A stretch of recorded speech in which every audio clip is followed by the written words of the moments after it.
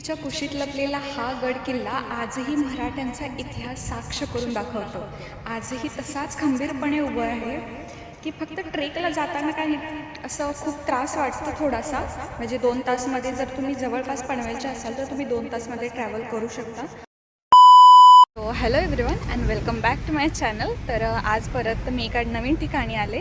तर हे जे ठिकाण आहे ते गड किल्ल्यांमध्येच मोडलं जातं आणि इथं मस्तपैकी एक पक्ष्यांचा अभयारण्य पण आहे. आणि ते ठिकाण म्हणजे कर्नाळा. आता आम्ही किल्ले कर्नाळा बघूया. तर चला माझ्यासोबत तुम्ही पण पहा.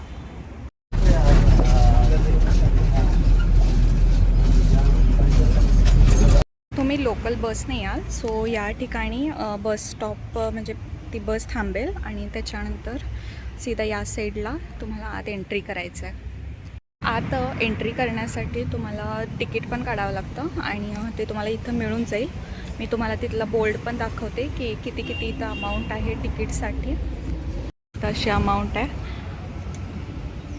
सो एवढे चार्जेस तुमचे घेतले जातील इथून.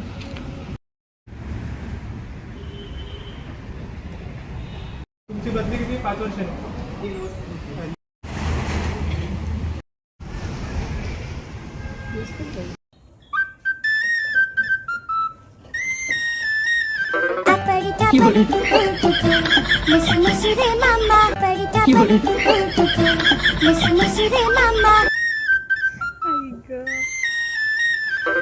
तर आता एक या साईडला रोड गेला आणि हा आपला कर्नाळा किल्ल्याकडे जाण्याचा मार्ग.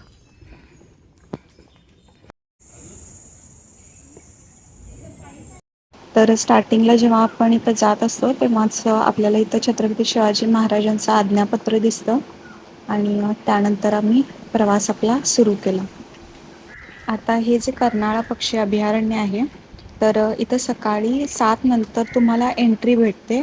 सो जरी तुम्ही लवकर ट्रेक करायचं सुरुवात करायचं म्हटलं तरी तुम्हाला 7 वाजेपर्यंत थांबावं लागतं.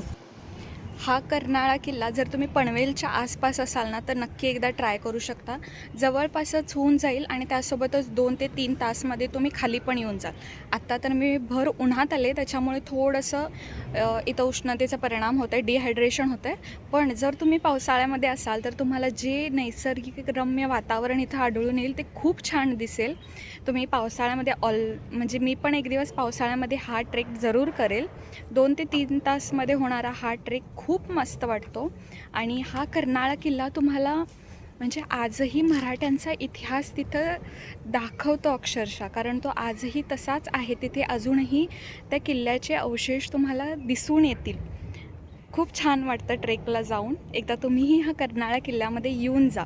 इथं हा पक्षी अभयारण्य पण आहे पण तिथं अजून पक्षी वगैरे असं नाही आहे. ते म्हणजे आम्ही विचारलं तर ते बोलले की आता जशी लोक वाढत जातील तसं अजून इथं म्हणजे थोड्या दिवसानंतर पक्षी वगैरे येतीलच. आणि या साईडला थोडंफार काय बोलतात ह्याला गार्डन टाईपमध्ये केलेत. इथं छोट्या मुलांना खेळण्यासाठी पण अशी खूप तुम्हाला या किल्ल्यावरून जाताना अशी पायवाट दिसून येईल आणि खूप असे जागा आहेत तिथं त्यांनी तारा वगैरे बांधून त्या पायऱ्या अजून तशा स्टेबल ठेवलेल्या आहेत. मला इथं असं थोड्या गरमीमध्ये बस होत आहे कारण उन्हाचे चटके खूप लागतात. कारण आता हे 11-12चं जे ऊन असतं ते खूप जास्त लागतं. आता आम्ही 1 तास 1.5 तास तरी चाललो आहे आणि समोरचा नजारा बघा. थोडंसं आम्हाला लेट झालं आहे कारण सकाळची जी पनवेलची ट्रेन होती आपली तीच मला चुकली आणि आता डोक्यावरती ऊन आलं आहे.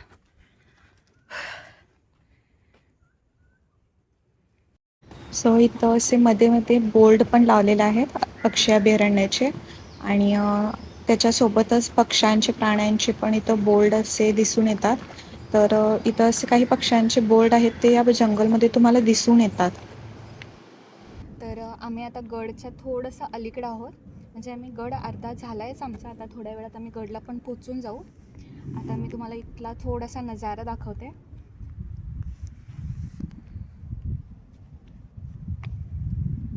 तर आपल्या लेफ्ट साईडला ना सुधागड प्रबळगड वगैरे आहेत आणि हा जो तुम्हाला समोर रोड दिसतोय तर तो मुंबई गोवा हायवे रोड. आणि या साईडला आपलं अलिबाग पण दिसतंय.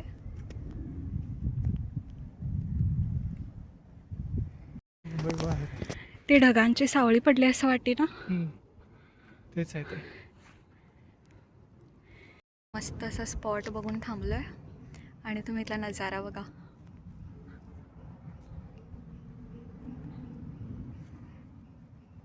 आता गडाच्या थोडंसं अलीकडं थांबलोय. तर इथं आपला गड आहे. आता एक 5-10 मिनिटमध्ये किंवा एक 15-20 मिनिटमध्ये आम्ही पोचून जाऊ.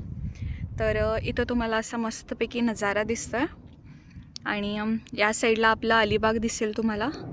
आणि हे पहा, इथं जे तुम्हाला हा रोड दिसतोय तो आपला मुंबई गोवा हायवे रोड. आणि या साईडला उरण साईड तुम्हाला दिसून जाईल आणि हे आपलं नवी मुंबई साईड.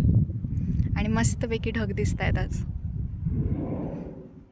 मला या किल्ल्याचं थोडं सांगते की हा किल्ला कशा प्रकारे होता.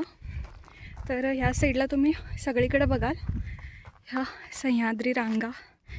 आणि तेव्हा या काळी ना सगळे इथं व्यापारावरती किंवा जे घाटमार्ग आहेत त्यांच्यावरती लक्ष ठेवण्यासाठी म्हणून या कर्नाळा किल्ल्याचा त्यांनी वापर करून घेत होते.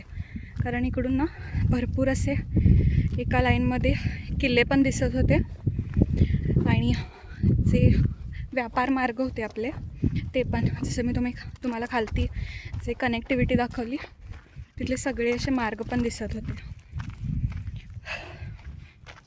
सो जेव्हा तुम्हाला थोडासा गड दिसून येईल तर इथं पायथ्याशीच तुम्हाला करनाई माता मंदिर दिसून येईल. सो इथं दर्शन आम्ही आता करून आम्ही गडच्या आता पायथ्यावरून सुरुवात करणार आहोत गड चढायला. गडाचं टोक पण दिसून जाईल आणि कॅमेरामधून तुम्हाला एंट्री पॉईंट दिसते की नाही माहीत नाही, पण इथं छोटंसं एक प्रवेशद्वार पण दिसतंय आम्हाला.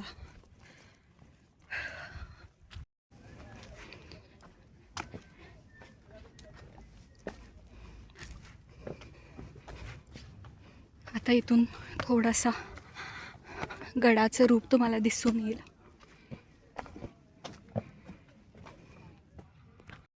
सो मी आता तुम्हाला दाखवते. हे जे तुम्हाला दिसतं इथून आम्ही ट्रेक स्टार्ट केलेला आणि ह्या हायवेवरून आलेलो आणि त्याच्यानंतर इकडं अशी चालत जाऊन इकडून ह्या साईडून परत इकडं आणि इकडं ही अशी गडाची वाट आणि परत इकडून अशी, आणि हे आपलं गडाचं प्रवेशद्वार.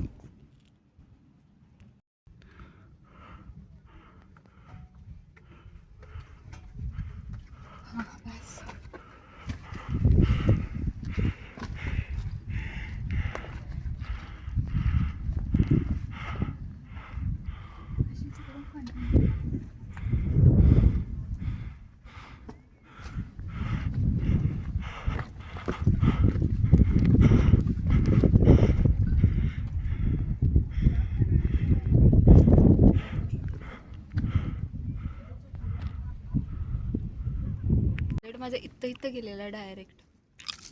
थांब जरा.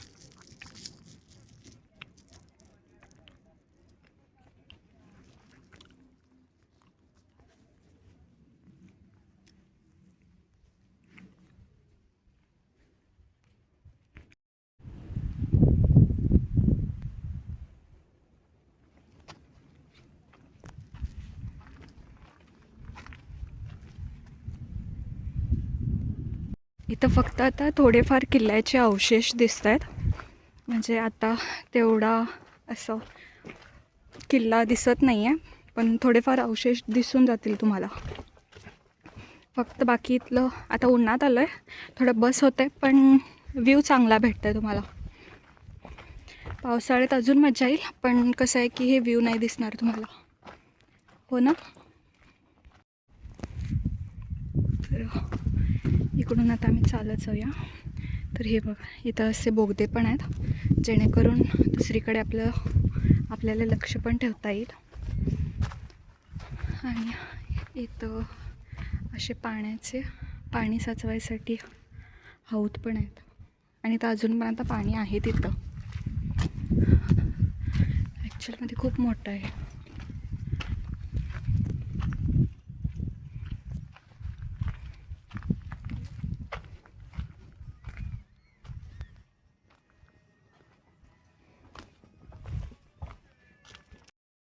सो ही जी तुम्हाला पायवाट दिसते, आम्ही तिकडून त्या साईडला येऊन परत इकडं गड चढलेला.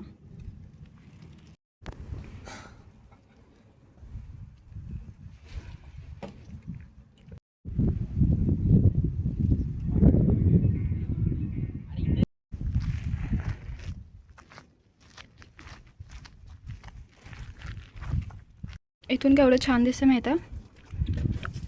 इथे फुलांचं, तिथं फ्लॅग.